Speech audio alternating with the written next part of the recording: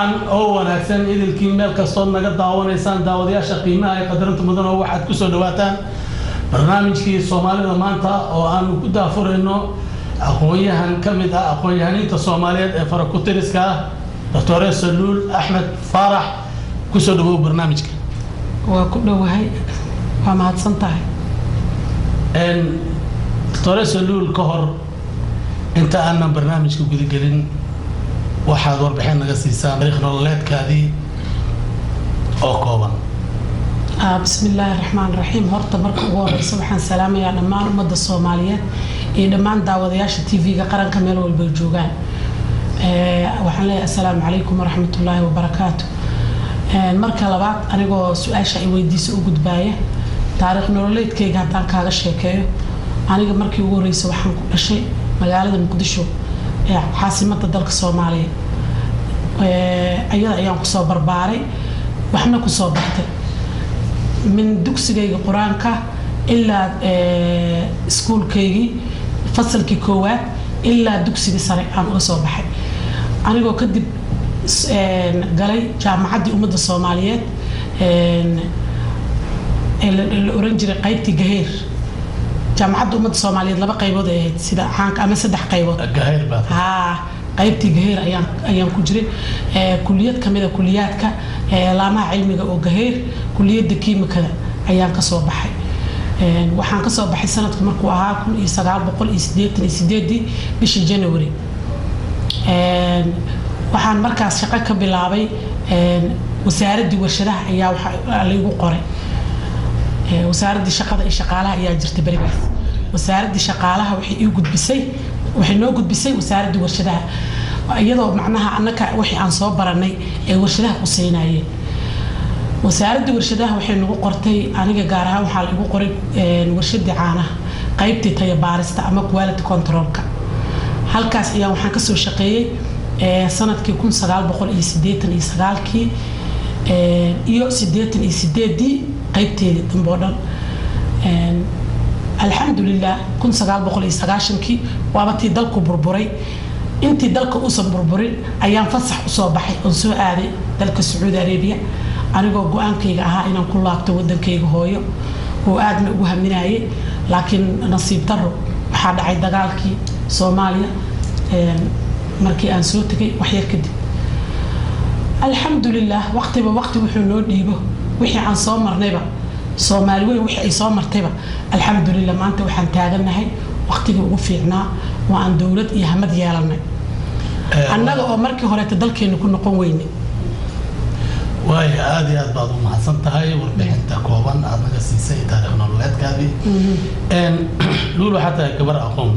ilaahay siiyey aqoon bartay oo si wanaagsan halkana macruufka ah waxaan filayaa inaad wax ku soo baratay canshuurta dadka Soomaaliyeed anta ay dadka Soomaaliyeed ku baahan yihiin inaad wadankii dib ugu noqoto si aad ola jaan qaado dadka adiga kula midka ah dib ugu noqday wadanka ku tala jirta Luul Axmed Faarax inaad dib ugu noqoto dalka Soomaaliya si weyn waa ku tala jiraa markastana waa ku hamin jiray waxaan isla jiray riidayda waxay goorma ayuu dalkaaga hagaagi doonaa oo dalalka lamid ah uu garabkooda noqon doonaa si dalkaagi abaalkii uu ku gashtay wax ugu qabatid dadka Soomaaliyeed oo jiilka soo koraaya alxamdulillah horta dhibaatadii dhacday wixii Ilaahay keenay waxa la yiraahdaa alxamdulillah aniga cilmigayga markastaba kama aanan tagin intaan Sacuudiga joogay waxaan ahaa macallimad barbaarisay jiilal kale oo aan Soomaali ahayn bardu qaar Soomaaliya waa jireen laakiin ma u badnay ciyaalkan wax u dhigi jiray waxa u badnaa ardayda aan wax u dhigi jiray mesela ilmaha dugsiyada sare dhigta ayay u badnaayeen dugsiyada dhexe dugsiyada hoose dadkaas aan soo barbaariyay wixii waa arday Sacuudi ah oo dalkan aan ku noolahay alxamdulillah taas horta faa'iido weyn iyo bayska caruurteyda aan soo dhisay waayo waxbarashadu kaalin weyn ayay ka qaadataa hooyada hooyada wax taqaana caruurteedu waxay la jaan qaadaan wadciga waxbarasho oo markaas jiro waayahay luul wali barnaamijkeennii baan guda jirnaa barnaamijkan waxaan ugu magac darnay barnaamijka Soomaalida maanta labada dhinacba saddex shayba waad soo martay mid waa tii dowladii hore dowladnimadii Soomaaliya ama haybada dadka Soomaaliyeed ay lahaayeen ee uu hogaaminayay General Maxamed Siyaad Barre naxariista janna Allah siiyo ay dadka Soomaaliyeed ayagu gacmahooda ku burburiyay dowladnimadii qarankana ummad kasta waxay wax ku tahay qarankeeda waxaad warbixin naga siisaa tii Siyaad Barre iyo wixii ka dambeeyay burburkii inta aanan gaarin tan maanta joogta bal warbixin kooban naga sii adoo soo koobaya horta dowladii dhexe ee wadanka ka jirta oo kacaanka waxay ahayd dowlad rasmi ah oo dalka dhan haysato hanatay dhinac kasta wadanku waa ka kaabnaa sida dhinaca amniga dhinaca tacliinta dhinaca macnaha horumarka balseembiyo haddaan tusaale kaaga dhigo annaga waxaan wax ku soo baranay canshuurtii dadka Soomaaliyeed horta ilaahay subxaanahu wa tacaala abaalkooda ka siiyo dadka sanadba sanadka ka dambeeyana jiil baa jiilaa ka dambeynaya oo soo baxay oo dalka horumarkiisa ka shaqeynaya lagama sheekeyn karo dowlad rasmi oo amni aan ku fadhinay nasiib darro dowladdaasi waa burburtay waana tagtay waxaa ka dambeeyay burbur badan oo dalkii soo maray wax lagu midaali kara maaha dal oo dowlad lahaa oo dhisnaa oo kaabihiisa dhaqaalaha kaabihiisa waxbarashada kuwiisa caafimaadka kulli ay dhisnaayeen iyo kuwiisa amnigaba iyo dal burburay waa garan kartaa qofkii amni ku soo noolaan jiray ama dal nabad ku soo noolaan jiray oo tacliin free heli jiray ayaa garan kara haddana arkay burbur iyo tacliintii oo la waayay wax walba la waayay arkay qofkaasa garan kara macnaha dhibaatada ay dowlad la'aanta leedahay alxamdulillah horta wax badan oo dhibaato waa soo marnay kadib dowladba dowlad ka dambeysay ayaa noo soo baxay oo ku meel gaar ah inkastoo dowladba wixii karaankeeda ay soo qabatay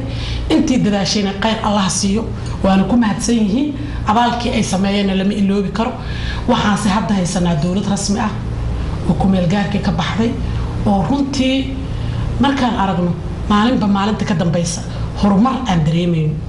oon isleenahay hadda wadadii ayaa cagta la saari doonaa tii ugu fiicneeda hadda la taagan yahay maalinba maalinta ka dambeysana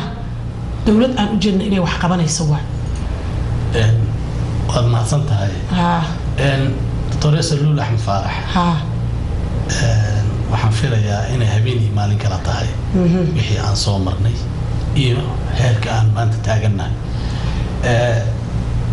maamulka suuban ee uu hogaaminayo mudane xasan sheekh maxamuud inuu ummadda Soomaaliyeed ku jiheeyay wadadii toosnayd inkastoo ay jiraan dad kuteeno wado oo horumarkaasi aanan diyaar u ahayn ee doonaya danahooda gaarka inay ilaaliyaan marka maxaad ugu baaqi lahayd dadka noocaas oo kale ah wallaahi horta dowladda mid baan ugu baaqi lahaa dadka shacabkaana mid baan ugu baaqi lahaa dowladda waxaan ugu baaqi lahaa in ay wax walbeeto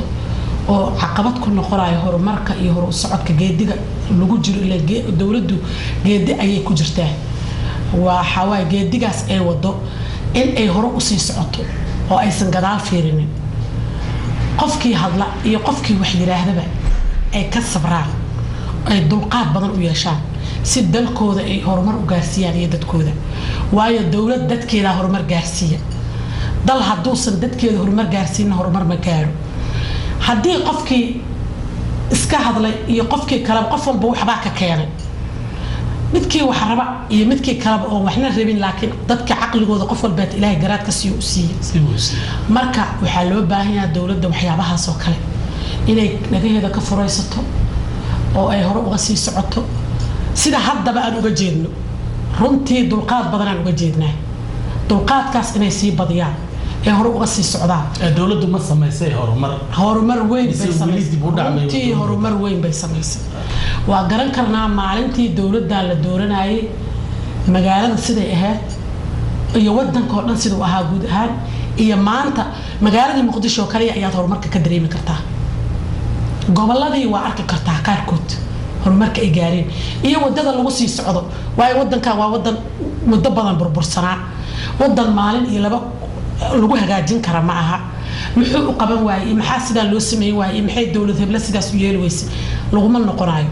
dawladda qof malaha laba malaha golaha fulinta iyo golaha baarlamaanka iyo golaha xukuumadda malaha dawladda kaligood dawladda shacabka Soomaaliyeed oo dhan baa iska leh qof walba inuu ka qaban kara ka qabtaa loo baahan yahay kan walaalka waxba ka sheegin adigu waxa qaban kartid qabo meeshaan taariikh jirto taariikh qormi doonta jirta iyo dad aan gam'eenin oo soo jeedo taariikhdaas qoraya jiro qofkii wax fiican sameeyana ilaahay hortiisana jisa fiican uu ka heli doonaa taariikhdana way qori doontaa oo shacabka Soomaaliyeed waxay Soomaalida ku mahmaahdaa ma shan meeloodan ka sheega ma shan shay aan ku siiyaa amal adiga macnaha qof Soomaalidu waa ku sheegi doontaa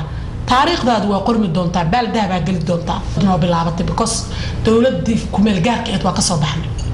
sidaan ku sheegaba dawlad rasmi ah oo ku meel gaar aan ahayn oo dawladda Soomaaliyeed oo dhexe ah ayaan hadda yeelanay dawladdiina wax qabad cad oo dhab ah hadda la soo baxday ma garatay sidaan uga jeedno dad hore u socdo waay وفلي مدحوينا حسن شيخ محمود حسن خير ballanqaadkii uu sameeyay horta ballankii uu sameeyay maalintii la dooranayay waxyaabo uu ballan qaaday jiro ma garatay shanta tiir la yiraahdo shanta tiir saamaan macnaha runtii talaabooyinka uu qaaday talaabooyin shantiisa tiir matalayo waa qofka lama marag xasdo ma ogtahay ha qofka wuxuu qabtay waa la sheegaa taariikhda qori doonta bari hadaan annaga dafirno marka horta runtii dulqaadka badan oo uu muujiyay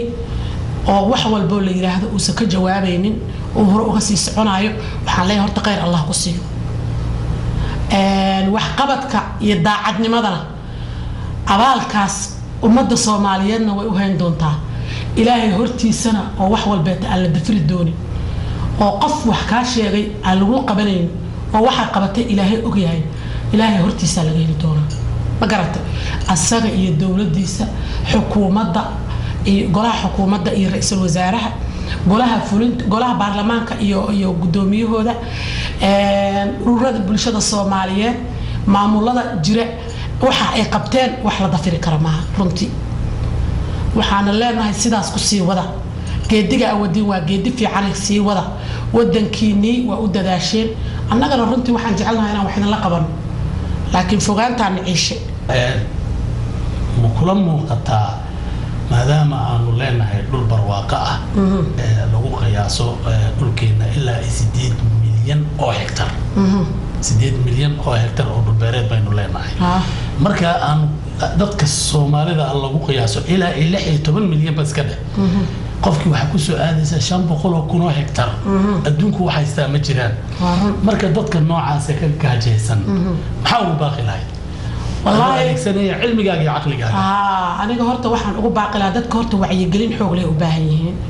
ويا دتك بربر بدنا كسر دحي بربر كرما عن جسديا إيه مسكحيا بوا ودحي دتك هرت دتك وحلو باهي هاي إن بربر كاسيد لو غبي إلها أي مسكح أهان يدا بربر قبيلة ديت جاي بربر مسكحيا أو جاي أو قف كمنتل كوحواي حالة نفسية وقلايا قفك مركو سيدو ربي وايو مركي دلكيسي ددكيسو دبعتيسن اي مرول بكور موقدان اما تيفيدا او كاركو سيداس دراديد waxa loo baahan yahay in dadkii wacyi gelin badan la siiyo gaar ahaan warbaahinta waxa loo baahan yahay midda qaranka iyo warbaahinada kale Soomaaliyeedba aan ka codsanaynaa inay horta wacyi gelin badan dadka siiyaan ay ugu tala galaan barnaamijyo qaas ah u sameeyaan oo dadka ku wacyi gelinayaan si dadka maskaxdoodii ay u soo kabanto aqligoodii si uu soo noqdo si looga faa'iideysto markaas ayaa kheyraadka wadanka laga faa'iideysan karaa kheyraadka wadanka sida beeraha kale qof Soomaaliya maanta inuu faqri noqdo xaq ma laha amniga waa wax ugu muhiimsan marka hore in amniga mid ah la saxo hadii dalku amni yeesho wacyigelintana lagu garab wado amniga oo la salaxayo wacyigelintana lagu garab wado in dadkii markaas ay u soo jeestaan inay beeriyo fashaan beeriyo kaliya ma aan xeeb dheer ayaan leenahay oo laga soo saaran kara kheyraad badan xoolaan leenahay badan waxyaabo badan oo wadankeena macdan badan aan leenahay in kheyraadkaas oo dhan markaas laga faa'iideysan karaa waxaan ku wacyigelinayaa ummadda Soomaaliyeed meel walba oo joogaan inay ka qayb qaataan ama dadkooda xataa duruufaysan oo dibadaha ku nool waxaan dhihi lahaa qof walbo dalkaaga yaa kuu baahan dalkaaga ku noqo ha u arkin dalkaaga meel dhibaato ka jirto ama bahal uu kaa cunayo kale adigoo wadan kale ku dhibtooda waxaa kaaga roor adigoo beertaada fasha adigoo 4 neef oo xoolaha xero kusoo xiraysta masaariiftaada ka salaxan kartaa adigoo dooro guri kusoo xiraysta laga salaxan jiray Soomaaliya masaariifta in wadanka waxa laga soo saaro waxa kale dadka ku wacyi gelinaya hadda Soomaaliya sida aan ka maqlay ama dhowr goor oo tagay wadanka wixii ka soo baxay xataa lama cuno waxaan dadka ku wacyi gelinaya annaga cajiinan soo shiidan jirnay sooran karsan jirnay waa khayraadka wadanka ha wadanna wuxuu ku faanaa ama shacab ku faanaa khayraadkiisa waxyaabo asaga soo saaro marka annaka waxyaabo mustoorida raadino horta waxayni markaas ma yeelanayaan qiimo annaga waxayna qiimo u yeeli kartaa doctor Salul waxa jirta xilku waa meerto nimba maalin buu qabanayaa laakiin dadka xilka haya markii laga qaado nin isaga la mid ah loo dhiibo wuxuu muujiyaa inuu mucaarad yahay dadka noocaas oo kale maxaa ugu baaqi lahaa waxaan ugu baaqi lahaa horta kursigan Soomaaliya oo dhan iska leh shacabaa loogu fadhiyaa markay kursiga haday baarlamaanka noqoto iyo haday golaha xukuumadda noqoto iyo haday noqoto midda golaha fulinta laga xukumo madaxweynuhu u sareeyo haday noqoto ama agaasimayaasha iyo wasaaradaha dadka ka shaqeeya haday noqdaan kursigan adiga shacabkaaga u fadhisaa shacabkaaga kuma tashaa shacabkana qof walba xaq u leeyahay inuu waajibkiisa guto maalintiisa qaato waxaan leeyahay qofkii meesha ka daga Soomaalinimo iyo wadaniyad inuu muujiyo waayo wadankan ninkaas madaxda oo meesha fadhiya iska malaha kaligiis wadanka waa la wada leeyahay qof kaligiisna wax ma qaban karo in adigu shaqaysatid oo qofkaas waxa la qaban kartid la qabatid su'aashan ku weydiiyay waxa tahay marka laga qaado asagu soo bedelay inuu mucaarad yahay maxaad ugu baaqi lahayd aniga mucaaradnimada waa ka soo horjeedaa haddii mucaaradku yahay sida wadamada hore u maro kaleeto mucaarad macquul ah oo qolihii isla fadhiya oo is saxaya hadduu yahay waa wax macquul ah laakiin mucaarad aan noqonaya meelahan kacaytamaya ama dawladdaasaan waxaan ka dhigayaa waxaan jirin ma aha dawladnimada Soomaali weyn oo dhan ka dhaxaysa waa bariyay waa bariyay sacab lagu ma qarin karo ee saaxiibo waxa ka qaban kartid la qabo waa dadkaagi waa dalkaagi waxa u qaban kartid waxa dadkaagi wax ka raac okay aad ma santahay wali gabadha barnaamijkan ku jirnaa doctor Salul aad iyo aad baan kaaga mahadcelinayna fursadda qaaliga aad siisay waana loo baahan yahay wacyigelinta noocaas oo kale ah in dadka Soomaaliyeed ay kugu daydaan ayaga naftooda si ay u wacyigeliyaan horteed waa wax tar weyn aad iyo aad baan kaaga mahadcelinayna adiga mudan doctor Salul su'aal shakal ku weydiinaya waxay tahay waxaa jira warbaahinta qaranka qaran la shaqeeya sida safaaradaha oo kale yaad u mahadcelinaysaa wallaahi horta waxaan qabaa fiiri warbaahinta qaranka intaysan bilaabanin horta markii ugu horreysay warbaahin Soomaaliyeed bilaabatay ilaa anaka dadka qurbaha joogaana markii ugu horreysay warbaahinada kale oo local Soomaalida bilowdeen ama local bay ahaan waa international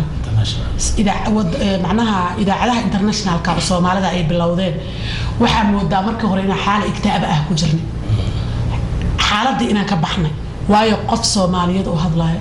akhbaar dalkaaga laga soo gudbinayo wax weyn aan u aragnay dadkeena qurbaha jooga runtiina waa wax weyn oo waxaad leedahay markii midii qaranka timidna wax aan ka sheekeyn karna ma aha midii qaranka waxayna gelisay waa cusub runtii ayadoo na tusaysa wixii wadanka ka jira wadankeeni oo maalin walba aan arkayno dadkeeni oo maalin walba u jeedno dalkeeni oo horumarkiisa uga jeedno horta warbaahinta qaranka mid aan ka sheekeyn karo ma aha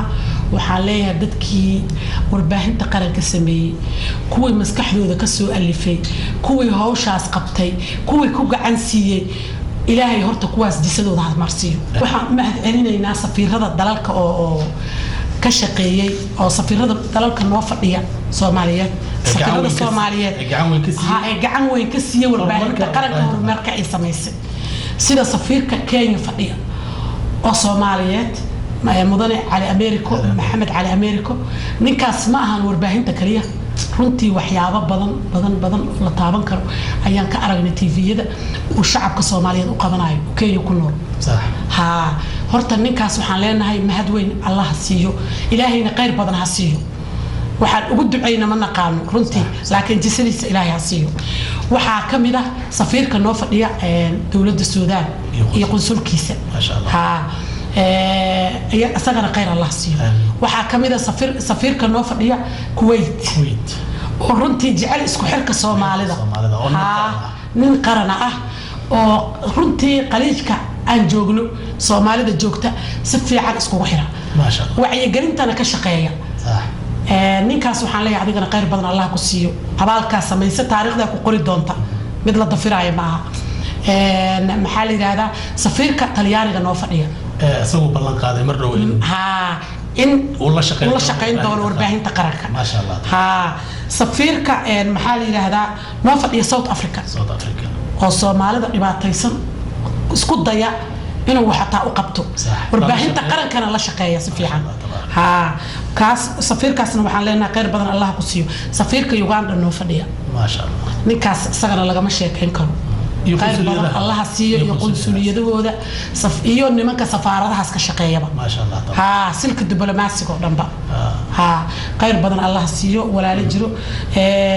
safiirka Suudaan iyo qonsulkiisa waa ku sheegay waa ay sheegay aad iyo aad u mahadsan anagana waxaan u mahadcelinaynaa runaantii safiirka Soomaaliya u fadhiya dalka Saudi Arabia ambassador Ahmed Abdallah tiimkiisa safaaradda Riyadh oo si weyn noola shaqeeya isla markaana aaminsan qarnimada Soomaaliyeed ayagoo ka raacaya qaranka Soomaaliyeed ee maxaa u diraysaa ummadda Soomaaliyeed ayuu ka daawanaya daafaha dunida haweenka Soomaaliyeed meel walba joogan horta waa u mahadcelinayaan gaar ahaan gabdhaha Soomaaliyeed oo wadanka jooga oo kaalinta lama ilaawaanka ka qaatay wasiirka haweenka Zahra Maxamed Cali Samatar gabdhaha baarlamaanka ku jira gabadhii wasiirka hore ahayd Khadiija Maxamed Diiriye Batuulo Sheekh Axmed Gaballe ubax tahliil warsame gabadhan ururka haweenka oo gobolka Banaadir haysato Jawaahir Baarqab gabdhaha doorka weyn ka qaatay kulligood gabdhahaas waxaa leeyahay Soomaaliyeed kuwa aan iloobay halmaan hadal kuma jiro taariikhda idin qori doonta gabar walba oo Soomaaliyeed wixii ay geysatay taariikhda qori doonta waxaan idin leenahay waa idin mahadcelinaynaa mahad kaliya kuma soo koobaynay taariikhda idin qori doonta daljirka dahsoonaatihiin aad baad u mahadsan tahay Luul Axmed Faarax Luul waxay ahayd gabar Soomaaliyeed aqoonyahana ku nool dalka Saudi Arabia barnaamijkan waxay la daadahinayay xagga kaamirada daahir barwaaqo anuu barnaamijka idin daadahinayay ama tabintiisii lahaa Axmed Ismaaciil Maxamuud Axmed Carab aan dib ugu kulmi doono barnaamijka waxaan kaga tegaynaa sida iyo nabadgelyo